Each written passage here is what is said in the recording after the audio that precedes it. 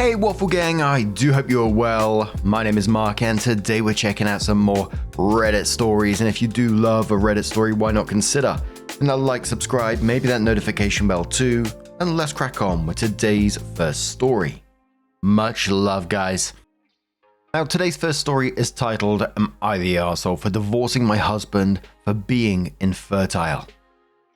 I, 29 female, have been with my husband, 29 male, for 6 years. Married for 3.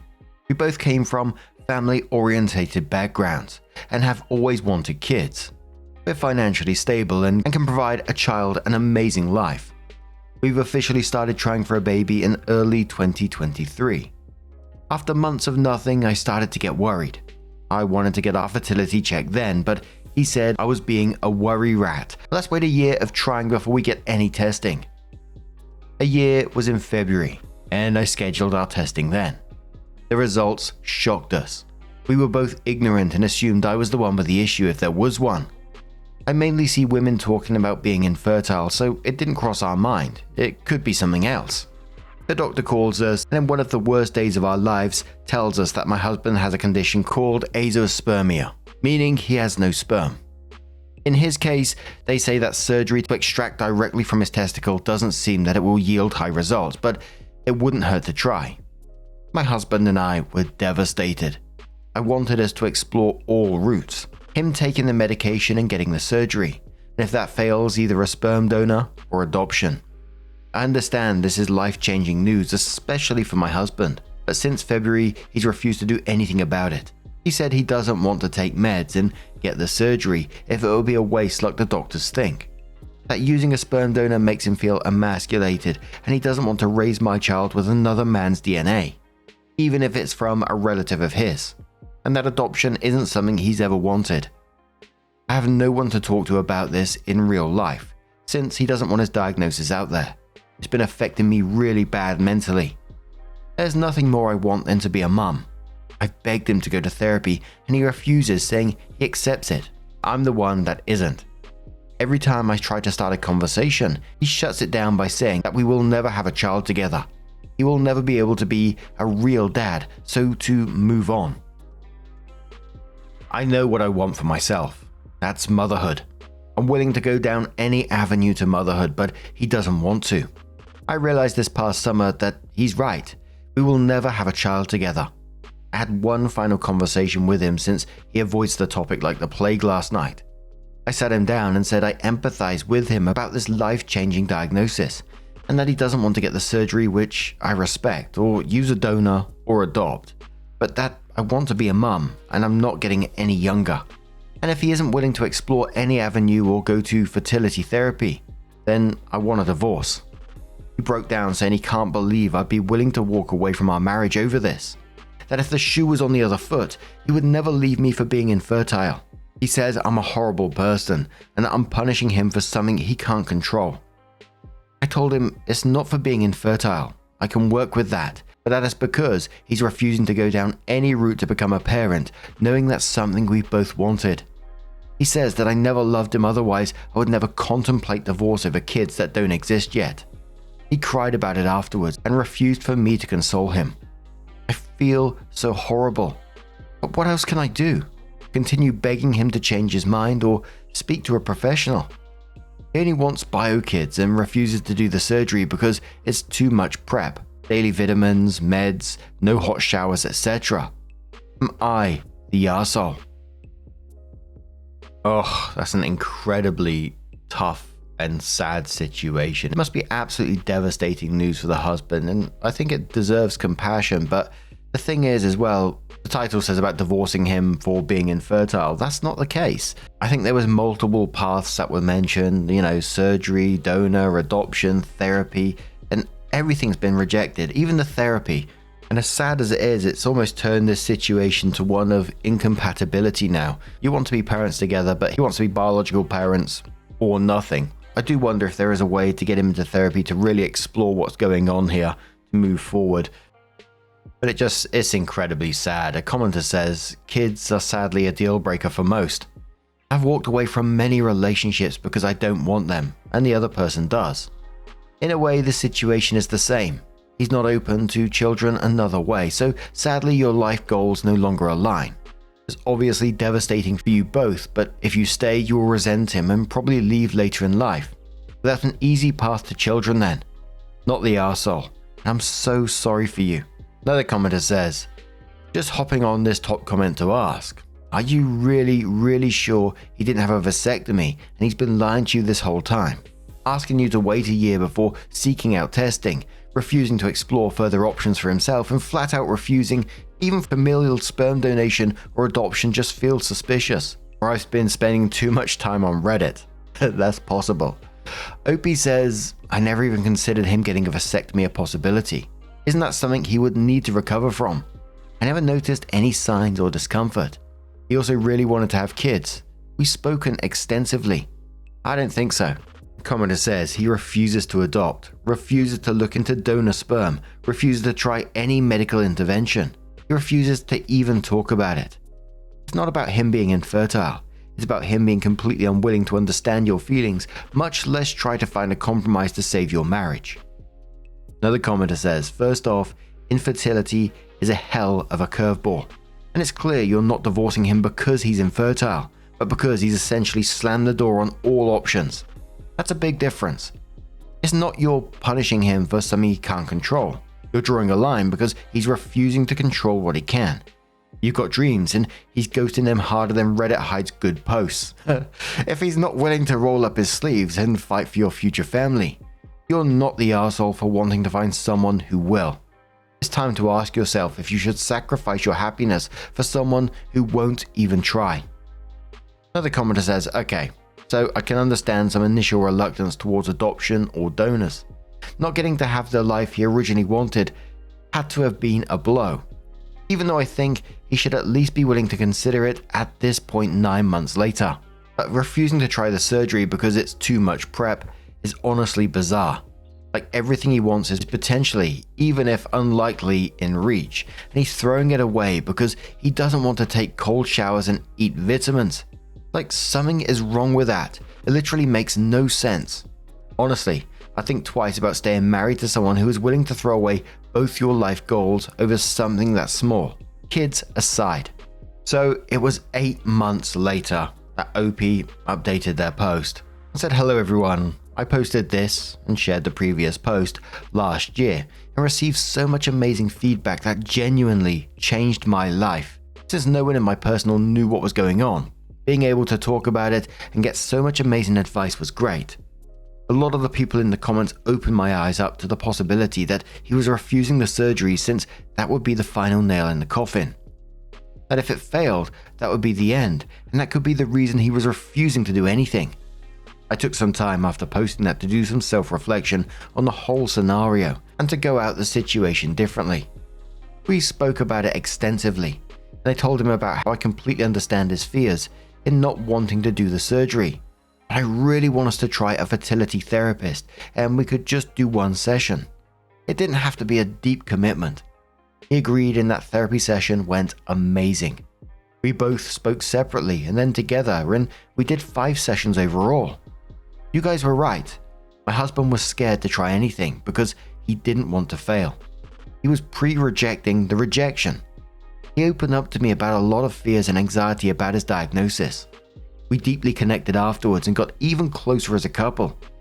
One day I saw vitamins on his dresser and realized he'd been taking them without even telling me. We did another sperm analysis and they saw 2 sperm. We were so happy. Then to my complete and utter surprise, my husband forwards me an email. He scheduled a consultation for the microtessay surgery in December. It went well, and he was approved for surgery this February. We went in with low expectations and to still be happy at the progress he's made. But they were able to get 3 sperm. My husband and I were ecstatic and couldn't stop crying. Everything went well at his 2-week checkup. Now we're in the process of IVF. I started taking medication to do my egg retrieval right after his surgery, and so far I have 12 eggs. Last month we just found out we have 2 embryos, both healthy, 1 boy and 1 girl. Our implantation date for our daughter was May 1st and I tested positive a few days ago. We are so happy. I'm so happy that we're able to get through this bump in the road. This has been amazing. I'm so happy my husband's fear and my sadness to his fear was something we were able to get over. We have both extensively apologized to each other, him for shutting down and wanting to give up, and me for not being more understanding to that life-changing news. Thank you guys again for all the advice you gave me.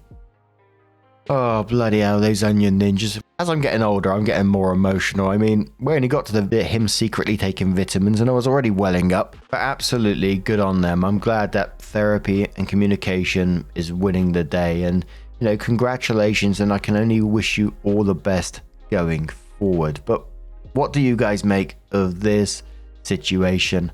Let us know your thoughts down in the comments below. Let's move on to another story. Now, our next story comes from Isliax, who says, am I the arsehole for not inviting my sister's boyfriend to my wedding because of his racist tattoos, even though he's changed? I mean, I don't think I need to give you a trigger warning on this from the title, but just in case, it contains racism. I, 27 male, white, am getting married this summer to my fiancé, 29 female, black. We're super excited, and honestly, planning a wedding as an interracial couple has had its ups and downs. Some family members weren't thrilled at first, but over time, most have come around. Here's the problem. My sister, 25 female, had been dating her boyfriend, who we will call Pete, 30 male, for about a year. Pete has a complicated past. He spent time in prison when he was younger, and during that time, he got heavily tattooed, including very visible racist tattoos.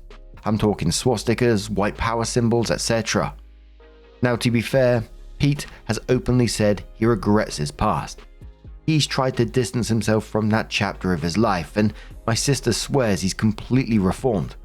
But here's the thing, he still has all the tattoos.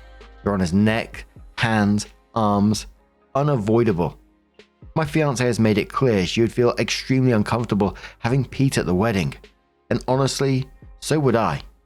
My fiancé's family, many of whom I love dearly, would be absolutely horrified to see someone covered in those symbols at what's supposed to be a joyful, welcoming celebration.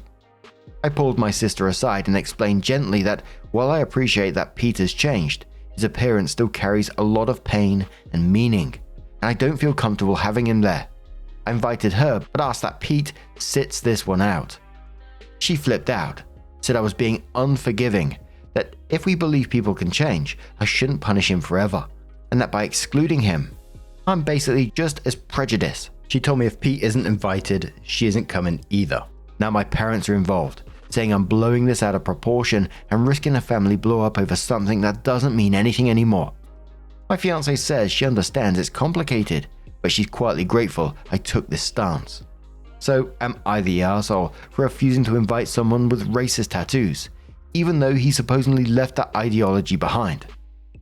So people were asking the OP questions in this. Someone said, if he has changed, has he considered tattoo removal, cover-ups, anything? OP says he has considered it. He has quite a lot of tattoos, and they're not in a financial position to cover or remove them at the moment. ETA, now that you mention this though, I might discuss having the makeup artist cover his tattoos up with makeup for the day. Commenter says, there are organizations that will assist in cover-ups of reformed racists. There's also cover-up makeup that can be done.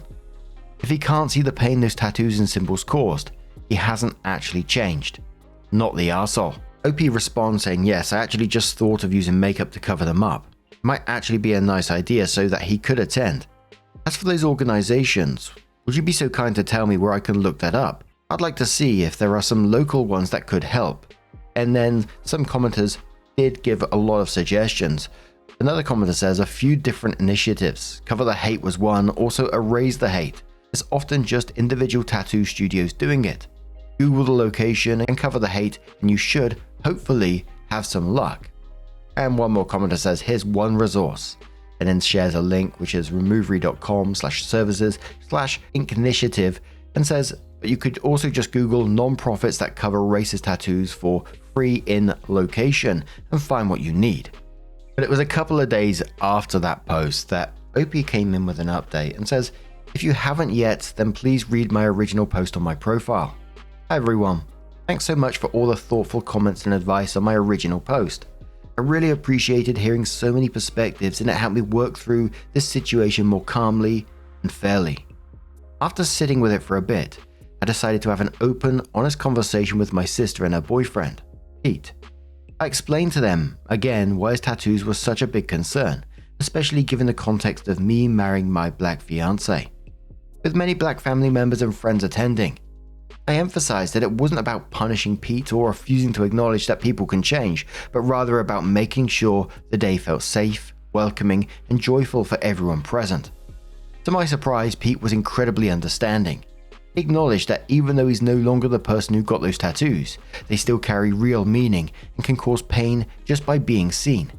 He said he didn't want to make anyone feel uncomfortable on such an important day, and he offered to do whatever he could to help. After some discussion, we all agreed on a compromise. On the wedding day, our makeup artist will help cover up as many of his visible tattoos as possible. On top of that, Pete will wear long sleeves and high collars to keep things discreet. My sister was clearly relieved we found a solution that included him without ignoring the valid concerns. My fiancée is grateful too. She told me she feels respected and supported by the way this was handled, which honestly means the world to me. I'm so glad we're able to come to an agreement that balances grace, growth, and sensitivity without cutting people out or creating bigger rifts. Thank you again, Reddit, for helping me navigate this. Sometimes just reading different viewpoints really helps clarify what matters most, and a special thank you to everyone who suggested the makeup as a solution in helping us reach out to local tattoo places or charities that might be able to help Pete get his tattoos removed or covered up with his current financial position. And a commenter says to that, "So glad a calm, honest conversation worked. Good luck with all the wedding planning." Opie says, "I'm very glad too. I wasn't very hopeful after my sister's initial reaction, but I'm glad she and Pete were willing to work with us on that." I mean, the very start of this had me side-eyeing Opie's family as well. Some of the family members not being thrilled with them being an interracial couple, having its ups and downs, etc. But what a situation to be in. And I can totally understand why they're like, what the hell do we do in this? I'm just trying to picture like myself at a wedding and imagine being a guest there and suddenly seeing swastikas and white power symbols without no context. And that's what the majority of the people would see. You'd be thinking, what the fuck is going on? And it's not like they're going to announce it at the toast or something like, "Hey everyone, don't worry about Pete's tattoos, he's changed now." But it's good that they did actually talk to Pete and Pete got it. Although he says he's changed now, you know, it doesn't erase the visual impact of those symbols and other people's comfort. And your sister was just completely missing the point. But what do you guys make of this situation? What would you do in it? Let us know your thoughts down in the comments below, and let's move on to another story. Now, our next story comes from Purple for Socks and says, "I've been lying to my family for 25 years. Dun, dun, dun. It says, "I guess it's time for me to come clean. Not because I feel too bad for what I've been doing, but because it's possible my eldest son is onto me. I have 3 kids and a wonderful wife. For more than 25 years, our family has loved doing puzzles together. Since we started, I've done something that may seem unsavory to people that don't understand the joy of putting in that final piece. To ensure it was always me. Whenever we start a new puzzle, I take one of the pieces and hide it in a green sock that's at the bottom of my dresser. Whenever we get to the very end, we all, once again, lost a piece. We all search frantically until I'm the hero who finds it. Well, this past Sunday, we got to completion once again. Only this time there are 2 pieces missing. We begin searching. It may be my imagination, but my eldest son gave me a look. It was a half smirk. I think he's onto me." Derek, if you're reading this, I have more patience than you do. I'll hold my peace forever if I need to. Find yours first, and let's end this madness. Data Advance says to OP, "The battle of wills have begun." OP says he doesn't know what he's up against. Blonde says maybe it's you who don't know who you're up against. OP says, "You never think that day is here. I know it's coming though." OP adds an edit and says, "A fellow Reddit user PM'd me an incredible idea. I'm going to try and contact the manufacturer and order his missing piece. I'm going to find it when it arrives, then find mine immediately after. I almost feel bad when I consider how truly confused he will be. Thank you, Spock on High Spores, which is the user who suggested it. I don't think he's found this thread yet because he hasn't approached me about it, so this could still work. I'm so excited. This will go down in family history. Checkmate. Opie adds another update and edit and says, well folks, I've been duped. I got up this morning, went into the kitchen to get some coffee, and I walked past the puzzle. I noticed it had been completed. All pieces accounted for. I calmly and politely knocked on Derek's door and asked him about it. He denied knowing anything about it, like super convincing. I went back down to my bedroom, confused as ever, and just sat in bed with a blank stare. My wife asked me what's wrong, and I told her that the puzzle was completed and I have no idea how it got done. She literally started laughing like a damn hyena. I've always known about your dumb green sock. I'm in shock. I'm numb, like a gut punch. So as it turns out, she's known what I've been doing for at least 10 years. She said she loved watching me walk around thinking I'm some criminal mastermind tricking everyone, and that's why she never said anything. She wanted me to have my win, while she secretly laughed and had her own fun in secret. I don't even know what to say. I'm just processing everything. I can't believe she's had this over me for so long and I had literally no idea. She noticed a decade ago that I had just one green sock, since I lost its pair forever ago, and immediately knew something was up with it since I refused to throw it away. I guess that makes sense. I'm an idiot. I've come to the realization that she's actually the master here. It's her house and I should be thankful she lets me live in it. At least she promised not to tell the kids. You bloody Burke. But what do you guys make of this situation? I'm kind of wondering if the kids already know about it as well, but let us know your thoughts down in the comments below. I mean, 10 years of doing this to puzzles, someone must have thought, come on now. Why is he the guy who's always putting the last piece in? I'm not a puzzle type person, but I imagine that'd be pretty significant putting in that final piece of the puzzle. What do you guys make of that? Let us know your thoughts down in the comments below.